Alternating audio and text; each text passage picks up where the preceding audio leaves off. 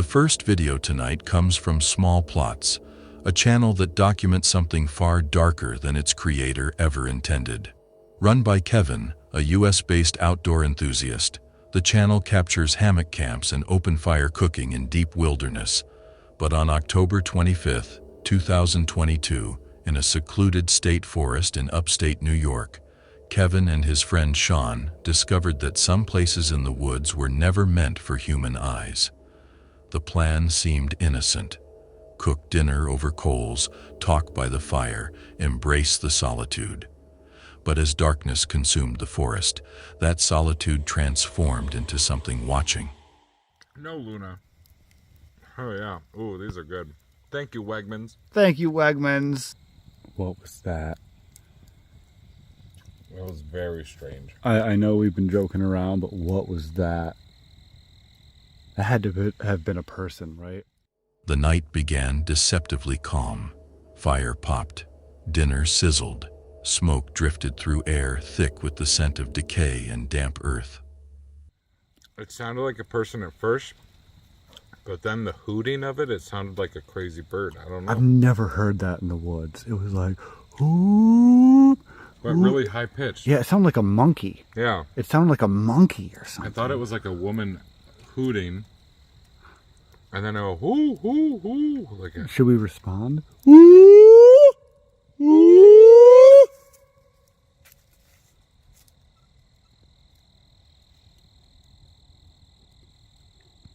What was that?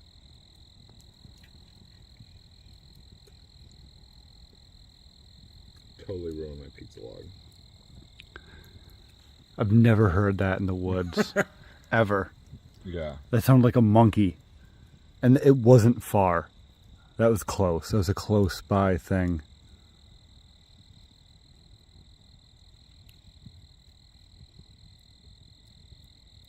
What was that? I just want to keep rolling in case it happens again. That was spine. That was spine tingling. Yeah, I don't even know what that to was. think That about was what that chilling. was. I don't know what that was. It sounded like a person. I've never heard an animal around here make that sound. That had to have been a person. It sounded like a. It was like whoop, whoop, whoop, whoop, whoop. But like 3 octaves higher than that. Yeah, I'm trying to do it low key and not like loud. Like it was. But yeah, it was like a couple octaves higher than when I did it.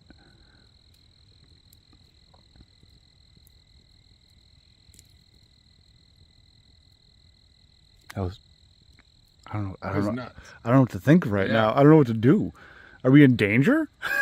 I kind of want to go to bed. Are we in danger? Now I'm scared.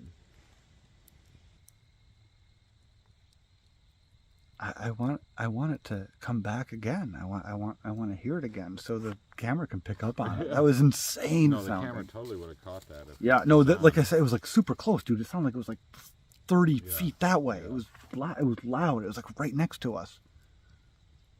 That's what makes it so chilling. Direction, right? Yeah. This general direction in the darkness here.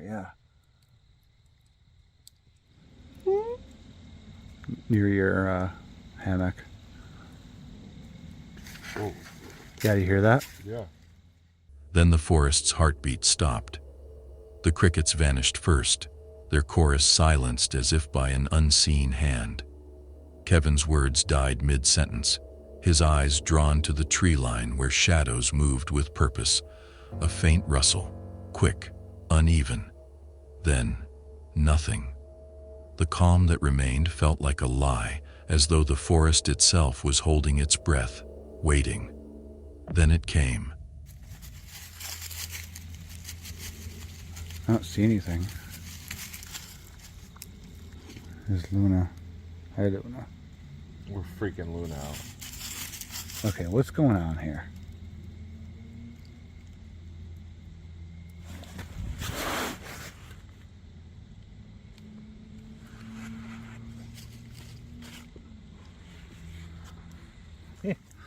No.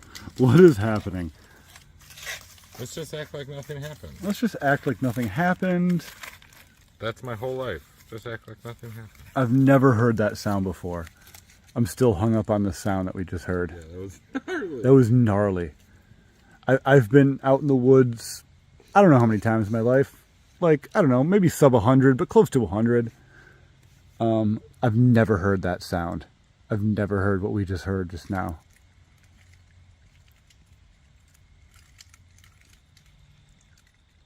And now I just hear things like stick cracking around us. Now I'm just freaking out.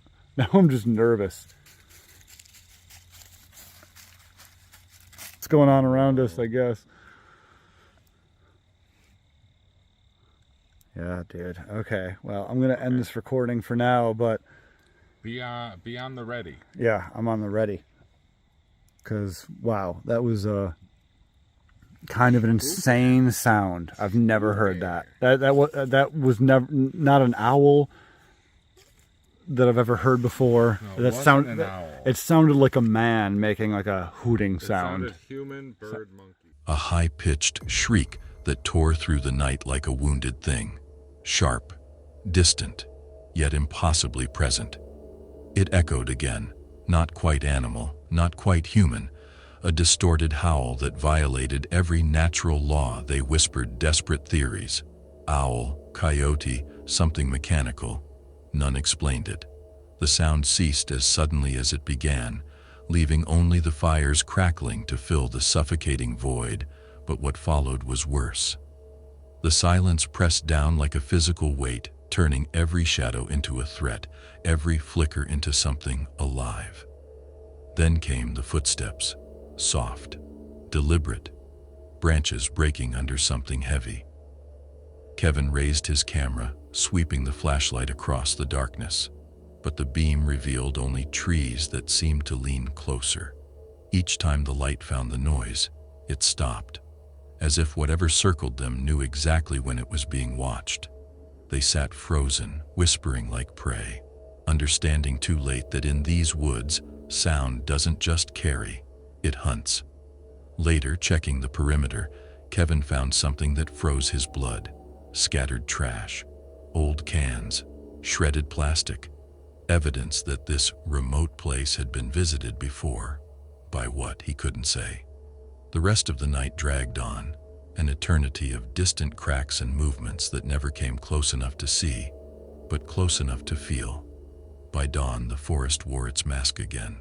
Birds sang, wind stirred, as though nothing had happened at all. But Kevin knew better. Out here, fear doesn't need a face, it only needs sound.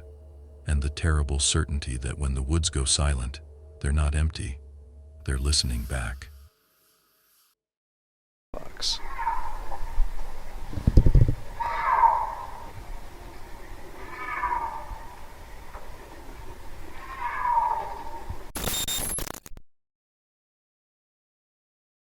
The next chilling video comes from Rhodey, a solo explorer who ventured too far into a place that should have remained forgotten.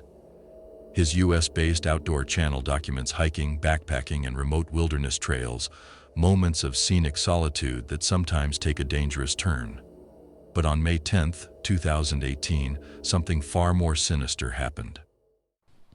No fish for dinner, so just gonna cook up some stuff that I brought with me because I was planning on having no fish for dinner. Going with some chicken tortilla soup tonight. Gonna go hang my food. Found a tree not too far that looks like it'll work out all right.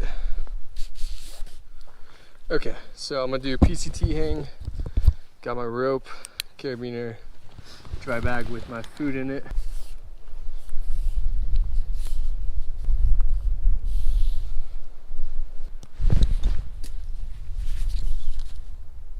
So once it's up there, you want to run both lines through the carabiner.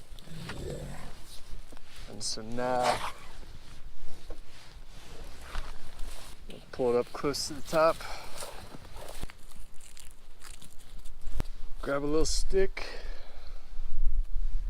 Now I'm gonna do a clove hitch.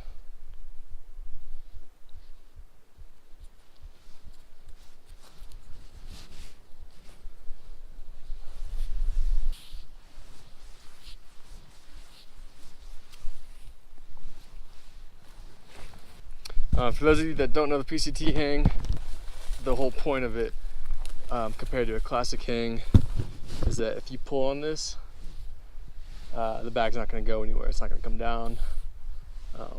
It can only go up from there. You have to pull on this until you get to that little stick, and then remove the stick, and that's what will let it down. It looks like it's just coming down over there. It's pouring. I can feel a little bit of sprinkles right now. So I'm gonna get my... That day, Rody trekked deep into the high Sierras, into snow-covered alpine terrain where a frozen lake waited like a mirror reflecting nothing but death. The day felt deceptively calm, but as the time passes, the mountains revealed their true nature and the thing that claimed them as its hunting ground. As the sun bled behind the ridgelines, the forest thickened with cold air and unnatural silence. After hours of isolation, Rody hung his food high in a tree, protection against bears, he thought. The forest had gone completely still. No birds, no wind, just the suffocating hiss of falling snow. Sprinkles right now. So I'm gonna get my little bivy rain fly a little tightened up. I take that back, it's not raining. It's snowing. Now this should be interesting. Of course, as soon as I get it all set up and crawl into here, get in my sleeping bag, the rain or snow or whatever stops. But I don't have a campfire or anything else, so there's not much else to do right now except go to sleep. This guy's been yelling for the last few minutes. Pretty sure it's a mountain lion and not a fox.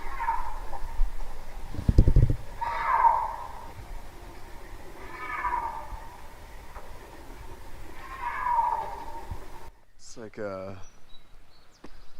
6:30 in the morning right now. It's freezing out. But check out this. Got some ice forming on my tent. Pretty much after I crawled in last night, the snow stopped. It wasn't that bad, but it was definitely cold. Also, it was super cool to hear that mountain lion last night. Just reminds you that they're out here. Got the chills going down my spine though, for sure. He crawled into his ultralight tent, the rhythmic tapping on fabric becoming a countdown to something unspeakable. For a while, everything felt right, the kind of deep quiet that solo campers crave. But not all silence in the mountains is peaceful. Sometimes it means you're being watched. Sometime after midnight, that silence shattered. A mountain lion's scream tore through the darkness, guttural, primal, close enough to vibrate inside his chest. It echoed off the icy ridges, multiplying, surrounding him from every direction. Rody froze. The sound came again, then died. But the silence that followed was infinitely worse. It wasn't empty. It was waiting. He lay there, paralyzed, gripping his sleeping bag as terror crawled up his spine. No snow shifting, no branches breaking. Just an absence so absolute it felt like the forest itself had stopped breathing. He knew what that sound meant. The predator was near, circling just beyond the thin nylon walls, miles from anyone. No backup, no escape. Just him, his tent, and a laughably inadequate can of bear spray against something built to kill. By morning, the forest wore its mask of innocence again. Sunlight spilled over fresh snow, painting everything peaceful and pure. But the ground told the truth. Large paw prints pressed into the ridge above his camp, each step deliberate, calculated. It had been there all night, standing, watching, deciding whether he was worth the effort. Rody packed up in silence, hands trembling. The night replayed endlessly. The scream, the waiting, the knowing. This wasn't just isolation, it was exposure. A reminder that the wilderness doesn't need to roar to demonstrate its power. Sometimes it only takes one sound in the dark and the terrible certainty that something out there heard you breathing and chose to let you live.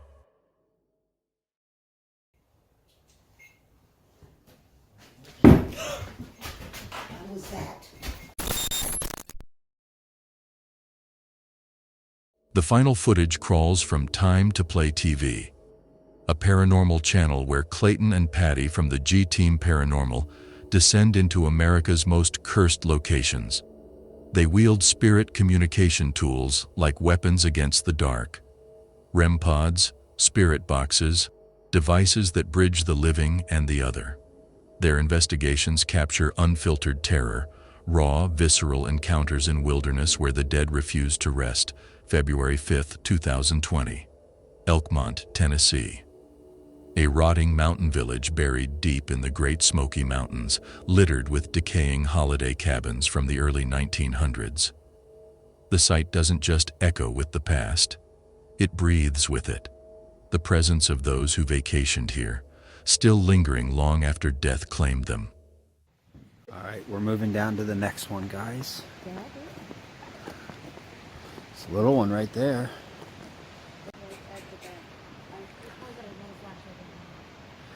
Look at, they're everywhere. Abandoned cabin. There's a whole row of them. Can you see them? Of abandoned cabins. It just keeps going down and down. And I don't know if they're fishing or what, but there are cars parked over there. And we have not seen one single flashlight yet. Watch your step. As the team penetrates deeper into the woods, silence transforms into something malevolent. Moonlight struggles through skeletal trees as flashlights reveal rows of cabins, roofs collapsing like broken spines, walls split open by decades of abandonment. Step right there. There you go. Good job. Oh, wow. Another really cool fireplace. All right, we got the REM pod set up.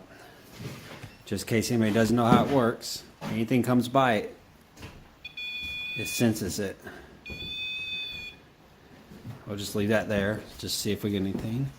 If there are any spirits here with us in this cabin right now, can you please get close to that REM pod and make it go off?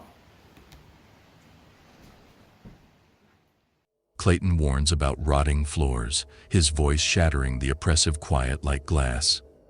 Inside one larger cabin, they discover stone fireplaces and an ancient stove, relics frozen in time.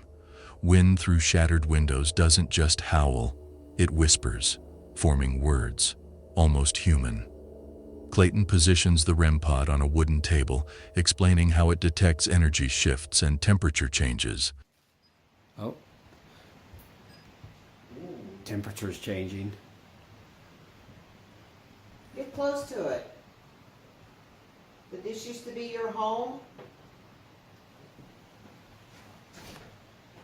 Is it okay that we're here looking around?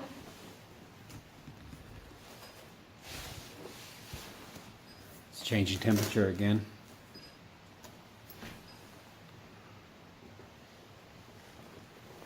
Can you get close to that? If you don't mind us being here, get close to it to let us know a yes answer.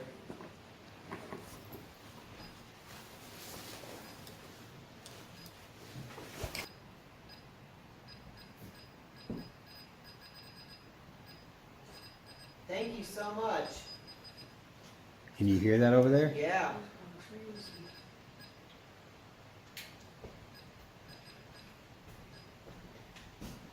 Are you sad to see these cabins let go like this?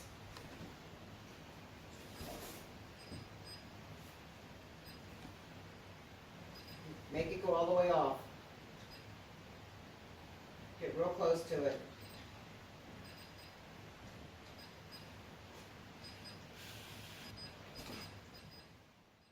The device blinks red in suffocating darkness. For seconds, nothing.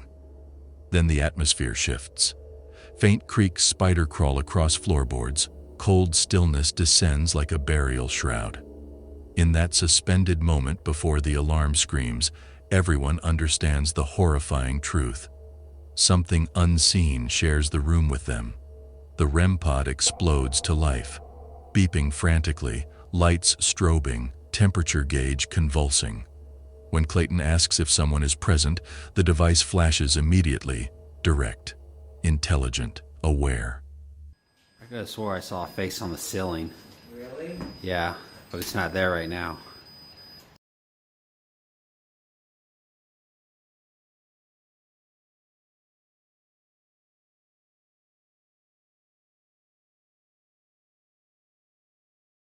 It looked really clear as day, but it's not there. The team exchanges glances, terror crystallizing in their eyes. Then Clayton looks up, freezes. His blood turns to ice. A human face stares down from the ceiling rafters, pale, watching, waiting. He describes it in a strangled whisper before it vanishes, dissolving into shadow as if it never existed.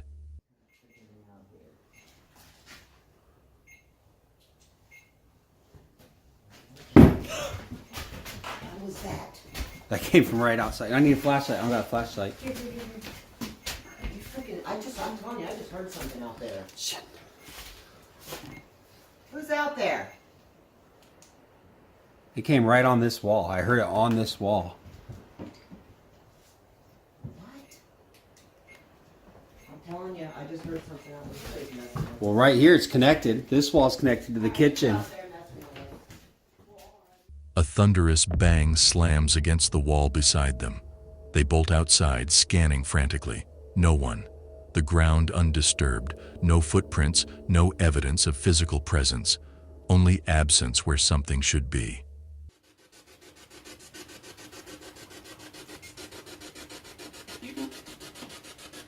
Is it evil? I think it said evil. That's getting hotter. Oh, wow. Yeah, it's going up in temperature. The red light means it's going up. Not that big one. The little one means it's going up in temperature. Well, we're not here to speak to the evil. We are here to speak to good spirits.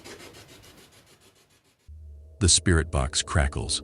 A voice claws through static. Clear, deliberate, malicious. Evil. Temperature spikes violently. The REM pod screams confirmation, validating the message from whatever spoke that word. Heavy thuds erupt beneath the cabin floor. Something moves under their feet. Deliberate, methodical, hunting scraping sounds follow, as if claws drag across wood, circling them from below. The team flees, abandoning the investigation before the entity can manifest fully. We've heard about 6 noises in this cabin. The other cabin, the REM pod, was going crazy with temperature changes. It beeps 1 time for every degree, and it beeped about 1,000 times while we're in that. 300 or 400 times while we're in there, just going up and down in temperature. And I zeroed it twice, and it kept doing it. It did it in here a little bit, and then we just kept hearing noises underneath us, behind us. And like I said, there's 5 cars parked out there, but no people. But these noises are getting a little too scary, so we're gonna leave and come back maybe tomorrow while it's a little light out. Outside, Clayton aims his camera at 5 parked cars. Not a single person visible. No flashlights pierce the darkness. The mountains have swallowed all sound. The air cuts colder than death itself.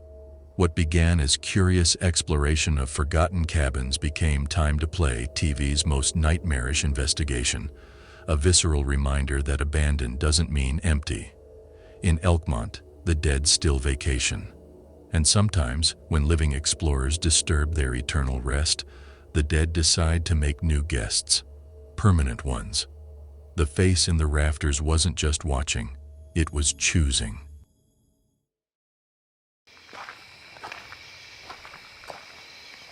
Oh crap, there's a bear. Freaking bear back here. The footage emerges from Exploration Unknown, a channel maintained by John, an American who prowls the forsaken corners of this country, seeking what most pray never to find. He ventures where sanity falters, rotting ghost towns, asylums that still echo with screams, and cabins so deep in the wilderness that even sunlight seems reluctant to follow his equipment. K2 meters, spirit boxes, devices that measure what shouldn't exist, accompanies him into the void.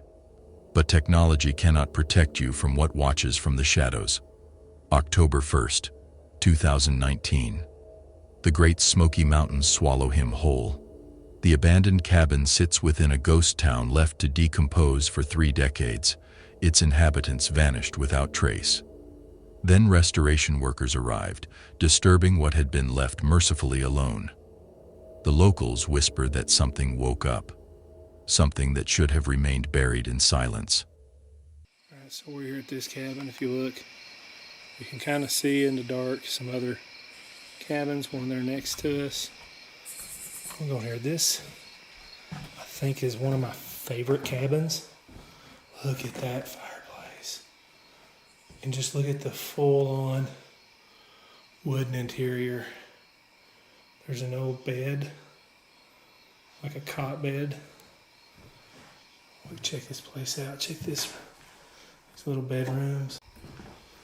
This whole town sat abandoned for nearly 30 years before they started renovating. They had to tear down about 90% of the cabins. They're able to try to save some of them. This would have been just so much fun to live in. John enters at night, the forest's final mercy. Wooden skeletons of cabins rot along the trail, surrendering to moss and time's cruel appetite. Inside one structure, a rusted bed frame waits like a metal corpse. Furniture fragments protrude from dust thick as ash. The stench of decay coats his throat.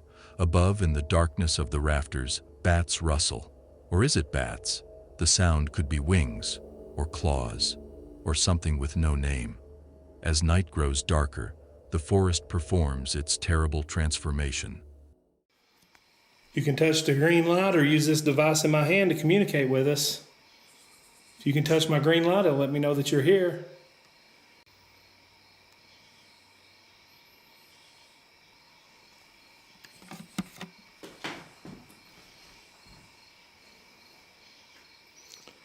That's just a weird view of 2 separate rooms right there. It looks like one big room from here. If you look over, you see the wall that divides them. I think my light's dying. Yep, it's almost dead. It says clockwise.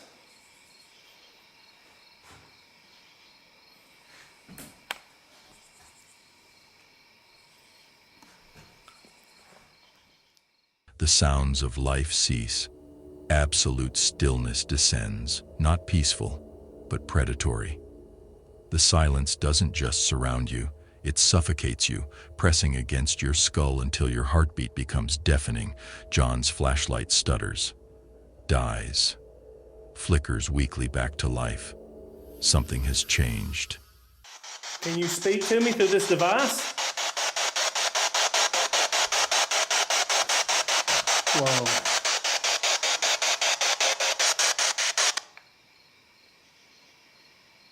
Did you just make that noise?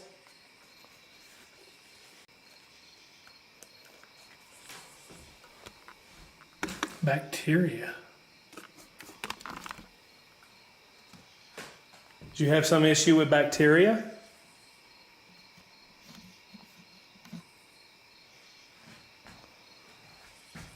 Grab the spirit box. We'll move to another room and try it.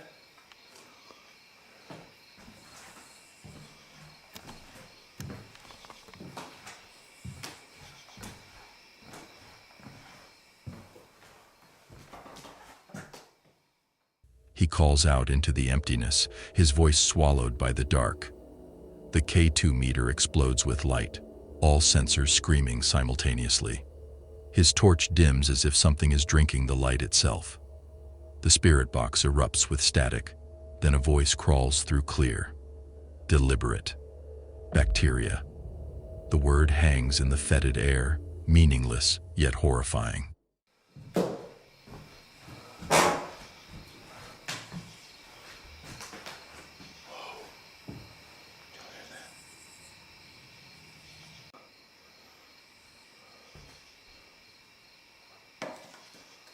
Are you upset that I slammed your door?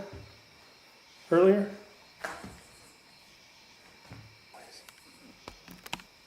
If there's anyone in here, please make a sound for me.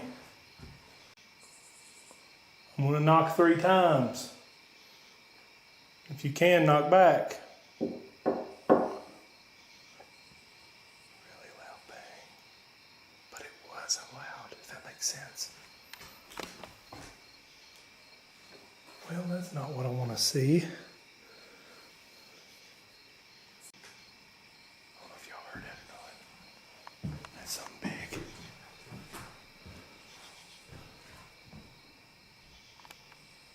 No. Is there a bear?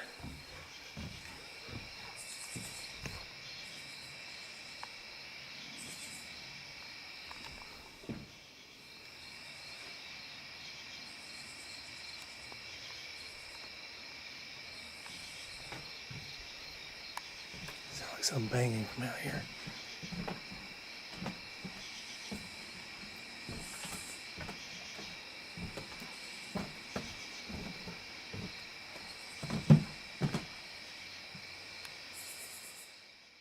Then come the knocks, soft at first, then louder, purposeful, moving between rooms with intelligence. Something is inside with him. A dragging sound follows, heavy, wet, as though something massive is being pulled across rotted floorboards, the sound of dead weight, or a body. John stands paralyzed, his light trembling like his hands. A door explodes shut behind him. The crack of wood against frame echoes through the skeletal forest. He bolts toward the porch, camera shaking violently. Only darkness greets him, but darkness is never empty here. Guys, do you hear that? Oh my God, something's underneath the cabin. Oh my God, something's underneath the cabin. Hi. Okay, I don't know. Guys, I gotta go out here and look under the cabin.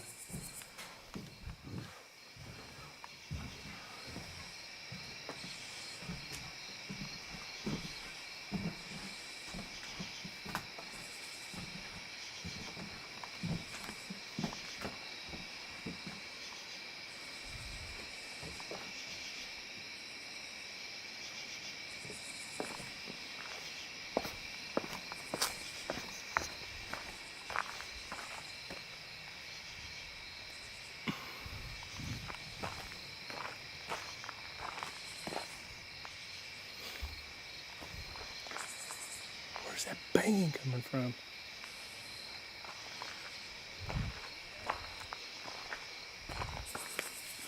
I don't see anything under there.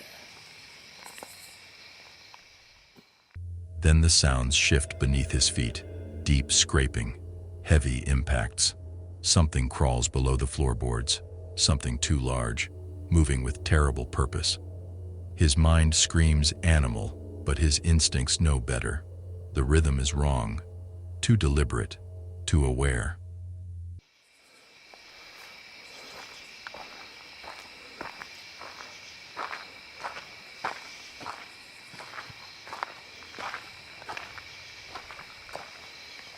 Oh crap, oh crap, oh crap, there's a bear. Freaking bear back there. Okay.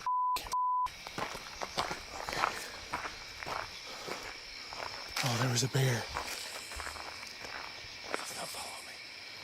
I gotta get out of here.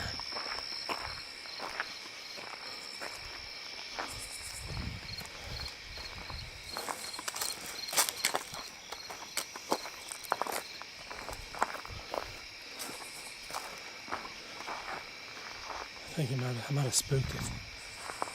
Guys, I hope I got that on camera. He was far off there, but he looked right at me.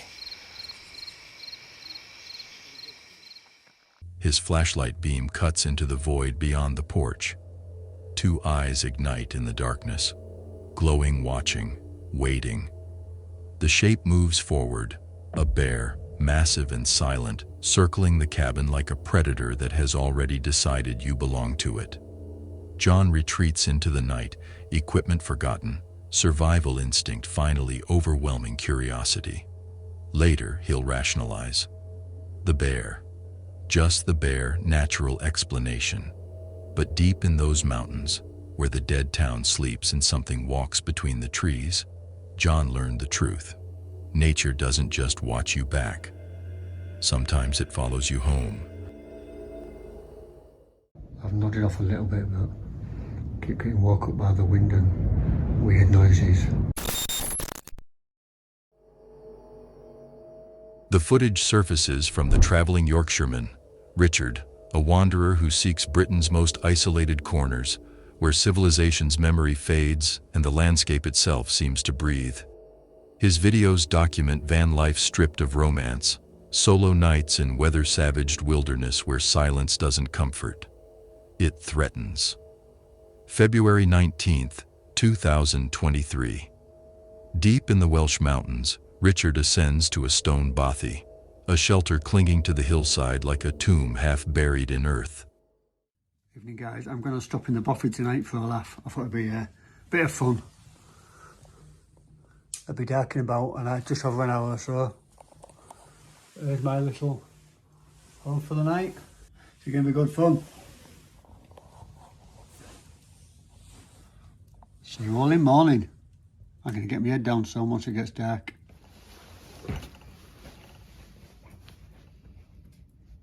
Guys, I'm going to get my head down. The fire's gone out. I've got enough wood left for morning for a little fire. So, I'm going to get my head down in this little corner here, look. See you guys in the morning. Guys, there's even some fairy lights. Listen to that wind in a minute.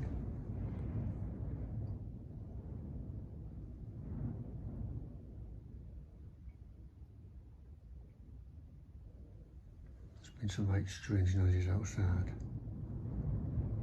I think it's about midnight. As darkness devours the valley, Richard settles inside. Fire crackles in the hearth, casting tortured shadows across ancient stone. His sleeping bag lies beside the flames, surrounded by gear arranged like ritual offerings against the damp floor. Outside, mountain wind moans through cracks, its rhythm disturbingly human, almost like breathing, almost like waiting. He jokes to the camera about getting rest, his voice falsely casual against the wind's unnatural drone. But as flames sink lower, the room transforms. Shadows don't just lengthen, they reach. I've nodded off a little bit, but keep getting woke up by the wind and weird noises. Hopefully I'll see you all in the morning.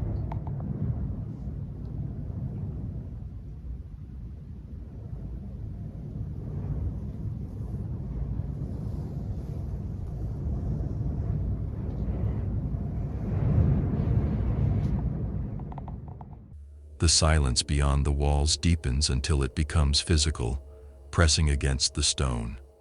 Even the window's creak sounds purposeful, as if something unseen has noticed the only light remaining on this forsaken hillside, and decided to investigate past midnight. Richard jolts awake, soft tapping on the window, deliberate, patient, curious. Then a slow scrape against the outer wall, something dragging itself along the stone, testing the structure, searching for weakness. The sound is too rhythmic for wind, too intelligent for animals. He stares at the glass, but sees only his fire's orange glow reflected back, watching him watch nothing. The noise vanishes as suddenly as it arrived, leaving night suspended in terrible stillness. 2 a.m, he wakes again, colder now, impossibly colder. His breath manifests as fog. The fire has nearly died. He stokes dying embers with trembling hands, half laughing, half terrified, mentioning the earlier sounds before his voice dies mid-sentence. Right guys, it's about 20 to 2 in the morning. I've woke up and I'm up, so I've come and put my fire on. I don't know if you can see my face. Oh, what a laugh this is. Love it. The firelight convulses against damp stones, throwing writhing shapes across walls. Outside, the mountain offers absolute silence, the kind that doesn't ignore you, the kind that listens back. Morning guys.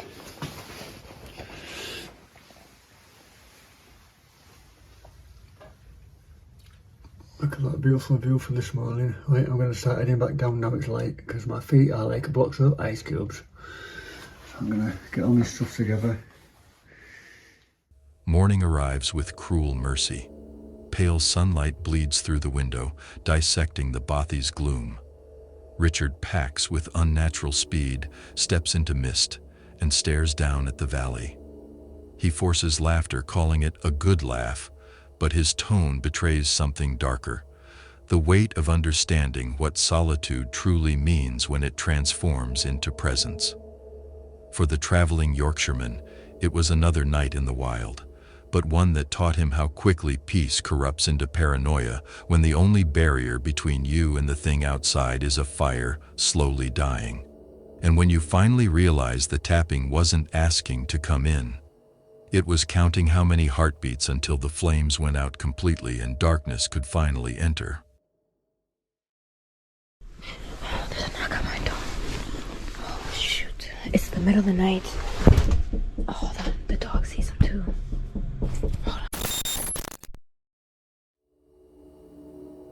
On May 8, 2025, a YouTuber named Kayla, a solo traveler documenting her van life, made a choice she would never forget.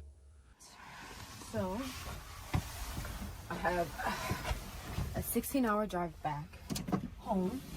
I'm gonna knock out a few hours and then stop and then go to the grocery store to get some things and then rest for the night. I'm gonna be taking my time back but also rushing because and then wherever I end up in is where I'll sleep tonight. And it's raining like really bad outside, so I'm definitely gonna be taking my time and being very, very cautious, but it's actually kind of peaceful.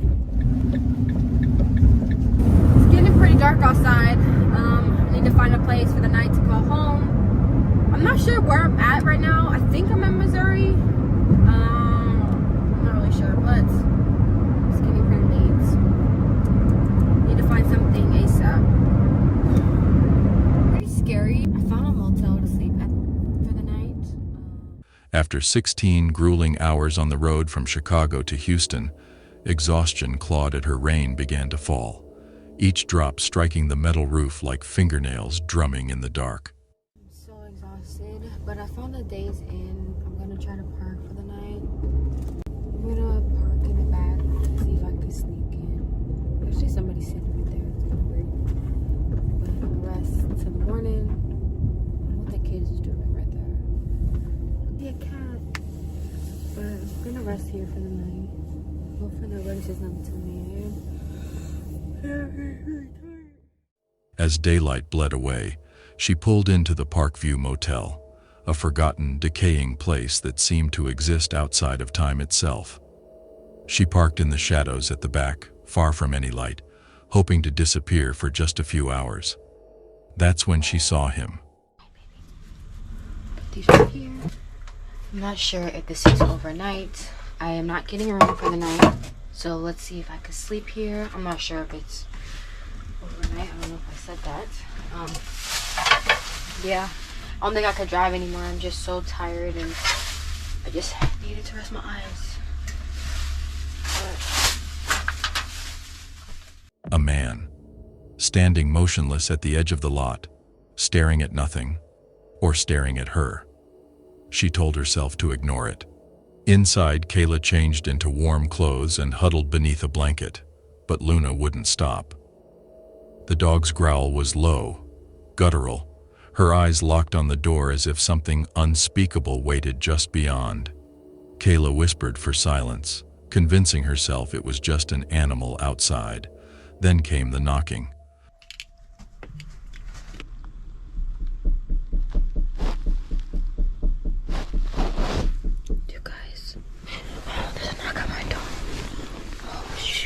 It's the middle of the night.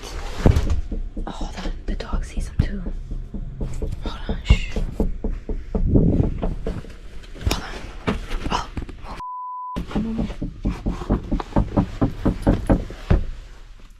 Three slow, deliberate strikes that echoed through the van like a death knell. Kayla's blood turned to ice. Luna stood rigid, tail tucked.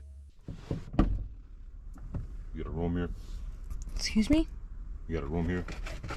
I was actually about to get a room. I wasn't here that long. I had to use the bathroom. All right. You have a room here. You have to leave. Okay, thank you. Oh my god. I'm getting kicked out. And it's the middle of the night. Oh my god. I'm not even gonna crawl to the back at all. I literally just got kicked out. And I have to find somewhere else to sleep. Oh my god, I'm so tired. The knocking returned, louder, more insistent. Through a crack in the curtain, she saw him, a towering silhouette, unnaturally still, saying nothing. When she finally asked what he wanted, his voice emerged flat and hollow. He claimed she was in his spot, but the lot was empty. No cars, no lights, no reason for him to exist there at all. Terror seized her. She tore out of that cursed place and fled into the night, stopping only at a distant truck stop bathed in sickly yellow light. Okay, so I found a truck stop, and I'm gonna be sleeping here for the night. I don't think anybody's gonna come knock on my door. I hope not. But it looks kind of dangerous. I am at a truck stop in the, like, wide open. She locked every door, every window. But days later, reviewing her dash cam footage, she discovered the truth that shattered her. The man had been standing beside her van for minutes before that first knock, silent, unmoving, watching. With that being said, let's move on to our second footage.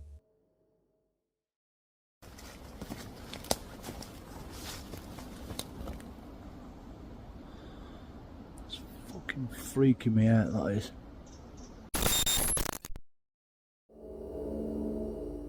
The last video of the night comes from Derbyshire Dam, a UK-based channel that documented something it was never meant to find.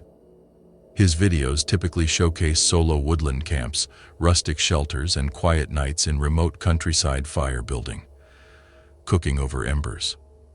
The illusion of peaceful solitude.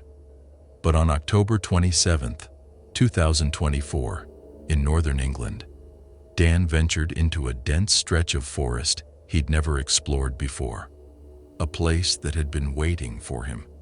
His plan seemed innocent: reach an old hand-built shelter, light a fire, spend the night surrounded by trees and silence. But as daylight bled away, the forest began to change into something that noticed him back. 1 minute all birds are whistling away, and then they just stop, and I've not heard them since.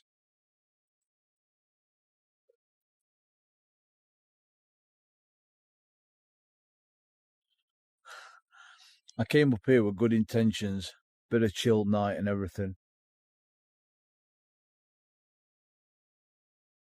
And I'm proper spooked out. This is not like me at all. Not like me at all.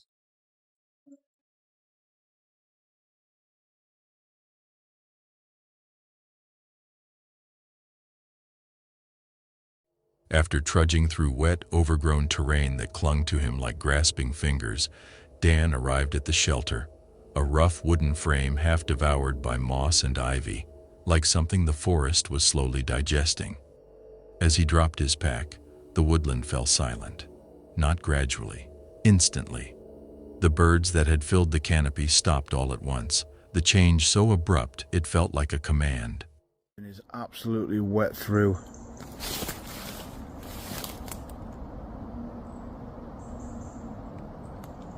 Hello?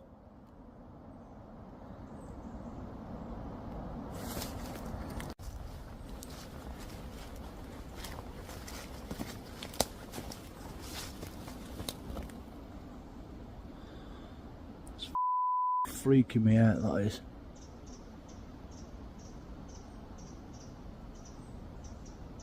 Hello?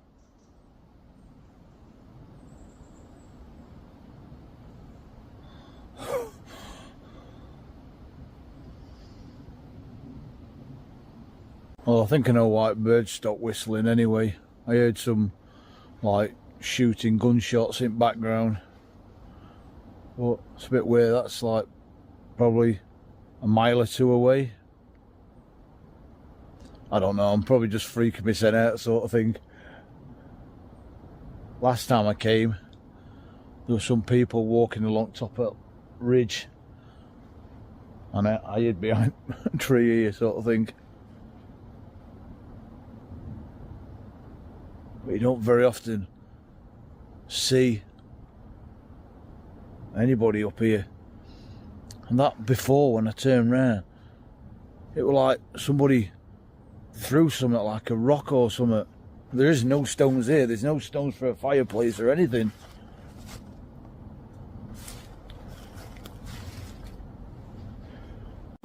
Anyway, sun's setting now, so I ought to think about getting this shelter set up. Dan laughed nervously and opened a drink, but the quiet didn't lift. It waited. Then came the crack. Sharp, precise, too close. Another followed. Whether branches breaking or something mimicking that sound, he couldn't tell. No echo of movement, only stillness that deepened until his own breathing felt like an intrusion into something sacred and wrong. While gathering firewood, slow rustling rose from the holly bushes beside camp. At first, he tried to convince himself it was an animal. But the sound grew deeper, slower. Deliberate branches shifted under considerable weight. Holly bushes. And you can just see mist coming in. So if it isn't as bad already here. I've got noises, mist is coming in. Oh, I heard a bird at last. Oh, what were I saying? Mist. Oh, damp wood, no fire. Can't cook. I've got some crisp and that's about it. And another 2 beers.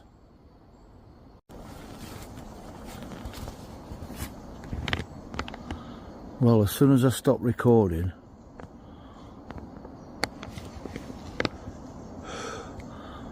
I heard some rustling in these holly bushes. Now, there is a lot of squirrels up here. I don't know what to do if I come in contact with a badger.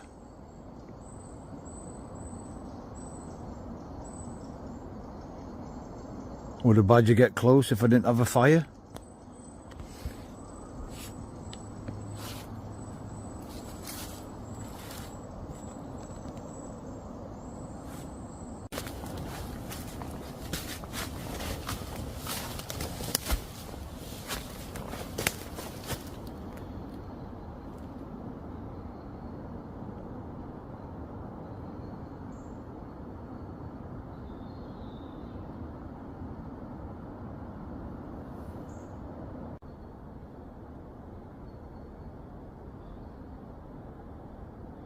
I'm not sure I want to be here tonight. I'm a bit freaked out with everything.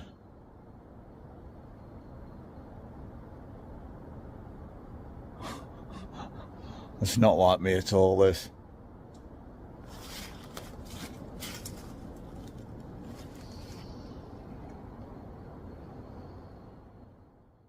The camera caught his uneasy glance toward the tree line where shadows seemed to breathe.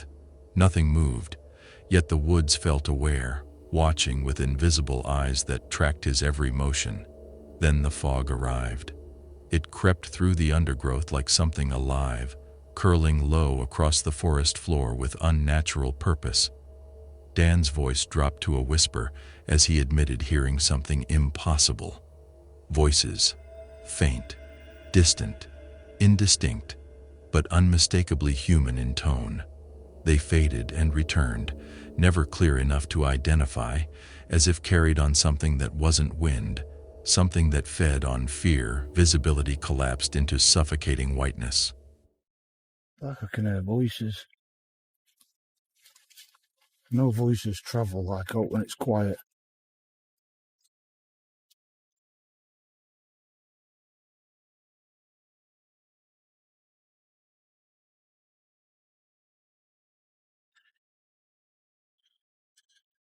It'll soon be dark nights again in a few weeks. When clocks go back, forward, whichever way they go.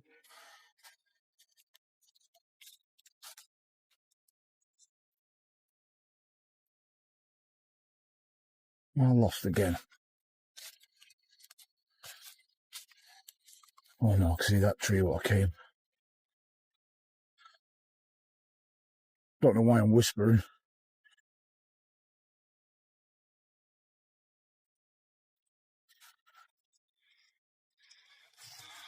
I'm hearing sounds now. I don't know if they're foxes, badgers, bats. What the hell? I remember that tree, but it's path gone. Oh, it's here.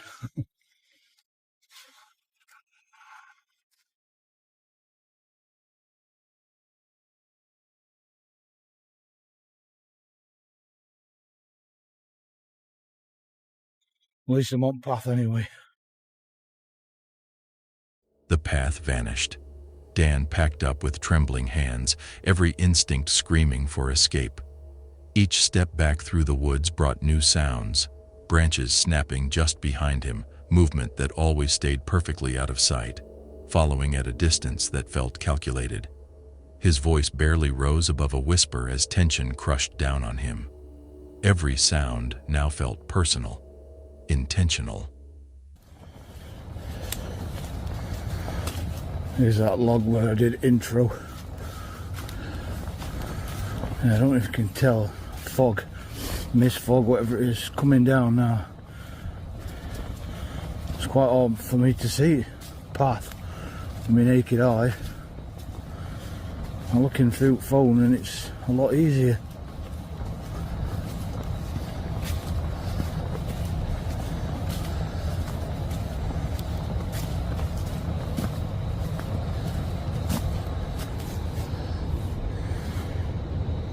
That is freaky. When the faint orange glow of streetlights finally pierced through the trees, relief hit like resurrection.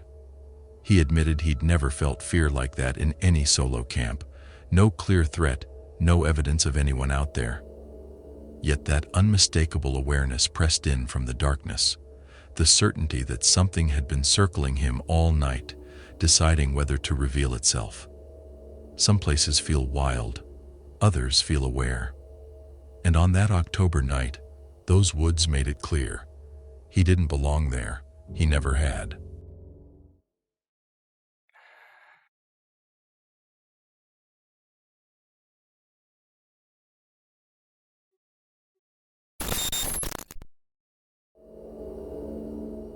The video emerges from Dave Explores, where an American adventurer descends into America's most forsaken places, abandoned mines that swallow light, ghost towns where death still lingers, and industrial ruins that nature refuses to reclaim. His footage captures more than history. It captures the suffocating dread of places where humanity died, but something else remained. October 13th, 2024. Mountain Boy Mine, Idaho. What begins as exploration becomes a hunt. Check it out. Interestingly, here's a trail that goes to the cabin. That's how you know it gets visitors. Or maybe it's just a game trail. And then right next to it is these cabins, old miners' cabins.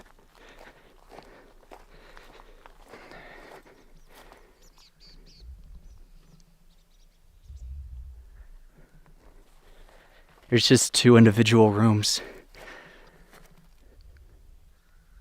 Not anything inside of them. They're definitely weathered away. Let's go back to the mine. Looking back at the main mine, what's interesting is when you look up this mountain, I'm not sure if you could see it or not, but right here is waste rock. It's kind of difficult to see with all the smoke.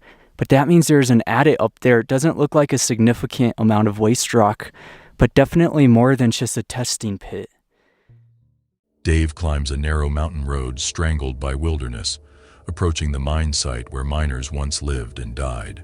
Scattered like grave markers are their remnants, cabins collapsing into themselves, rusted tools frozen mid-use, furniture rotting in eternal silence.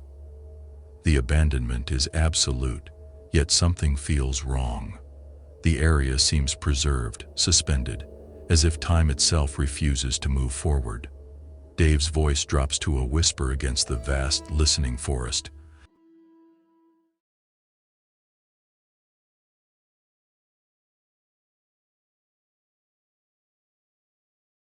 I'm pretty sure it's a waiting game where they're waiting for me to leave and I'm waiting for them to leave so I could film. Both on public land. Both have the same idea. Let's go explore some abandoned mines, but just waiting it out.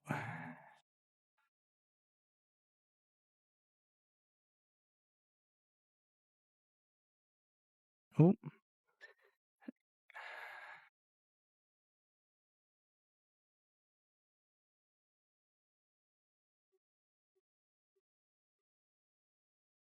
Then the engine sound crawls up the mountain, distant at first, then closer, growing, hunting.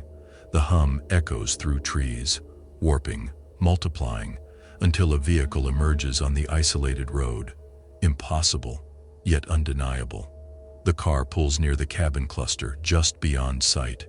The engine dies, silence returns. But it's different now. Waiting. Dave continues filming, but tension coils around him like rope. Movement flickers between the trees, shapes that shouldn't exist, shifting through shadows around the decaying buildings. Other explorers? Something worse?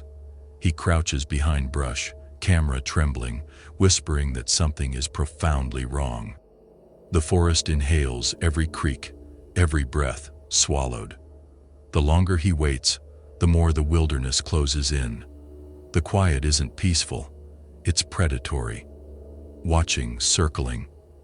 When Dave finally retreats, the car remains, empty, abandoned. But whoever, whatever, arrived with it has vanished into the trees. Go check out this mine that I've been wanting to check out. They're gone. I think. Let's see. Yeah, I don't hear no one.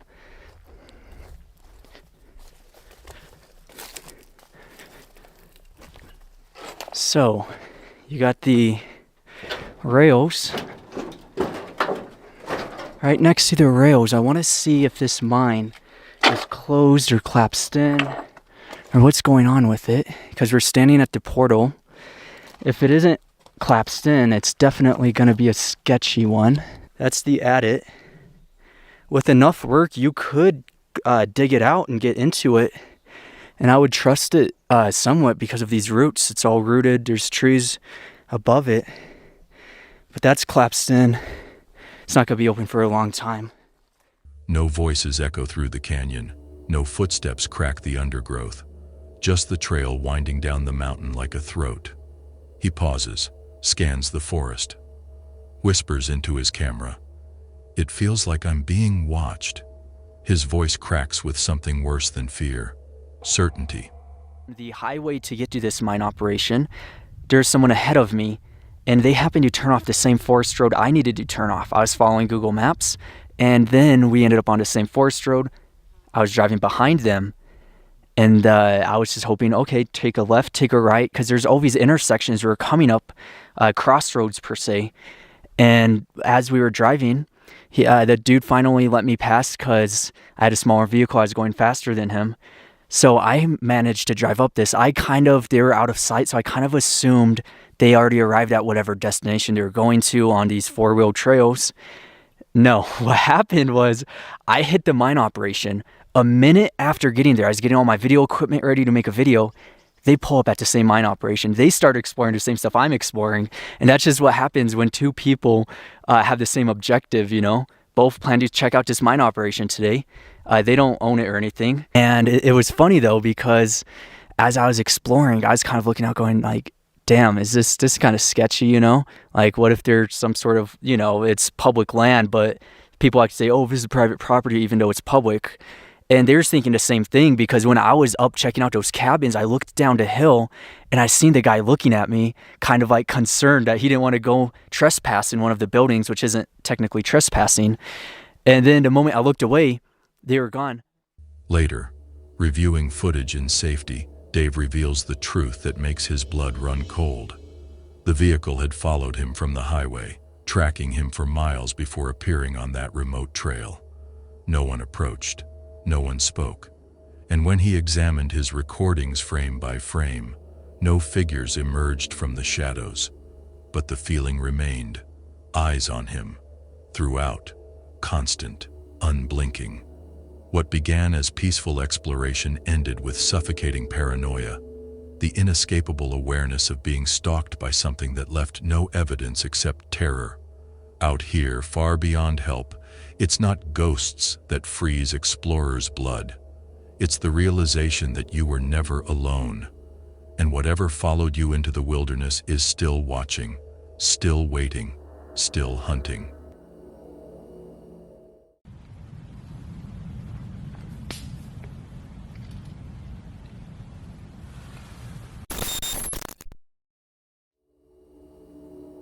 On the night of November 15th, 2022, he made a fatal mistake. He returned to Epping Forest, pitching his tent on Hangman's Hill, a cursed place where cars defy nature itself, rolling uphill in neutral.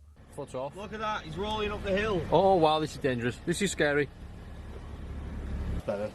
Look at that. That's creepy. Well, if we go around the back of the church and camp in the forest there, Yeah. we can have a fire because we're not on the graveyard. Mm-hmm. We're in the forest. Is that noise? Yeah, what the hell was that? That wasn't a normal fox noise. The full beaver moon hung bloated in the sky, bleeding pale light through twisted branches and stretching shadows into grotesque shapes. So this is inside the tent, and I wasn't exaggerating when I said this thing is massive. Yeah. Not 7 foot, man. This thing is massive. You can nearly stand up in this thing. I mean, not quite if you're tall, but it is waterproof. Yeah. There shouldn't be any condensation getting through that. Yeah, the good thing is the ground, we put it next to the ground. I put some more logs on that that are damp, just put them to the side for them to dry out. Yeah. We'll be able to cook on that So that's the soonish. cooking fire. Yeah, that's the... As he crawled into his 6-man tent, far too large, far too empty, the forest fell silent. Not the silence of peace, but of something waiting.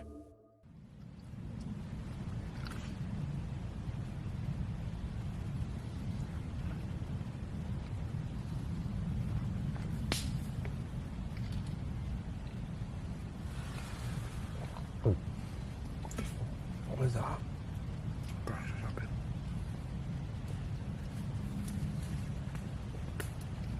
For a bit, we haven't heard anything like that all night.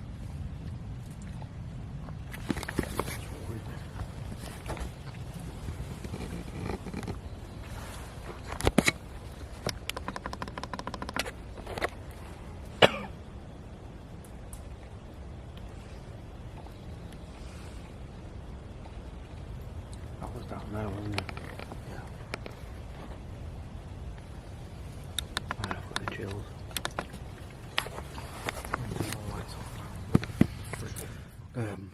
Then it began, twigs snapping like bones, footsteps circling from every direction at once. He felt it before he saw nothing. Eyes, countless and unseen, boring into him from the darkness. As night deepened, the sounds crept closer. Something moved just outside the tent, deliberately breaking branches, its footsteps heavy and purposeful. The rustling grew louder, more aggressive. Every sound became a threat magnified by the suffocating dark. He stayed frozen inside, praying it would stop. But the forest had other plans. Rain began to hammer down, transforming the woods into a drowning nightmare. Terror consumed them all. Good morning, good morning, good morning, good morning, good morning. It is 8:20. Yeah. That tent's awesome. The rain was really bad last night. It was god awful is what it was. But that tent kept us dry, it kept us warm. Considering, and yeah, not too bad. Dan said he could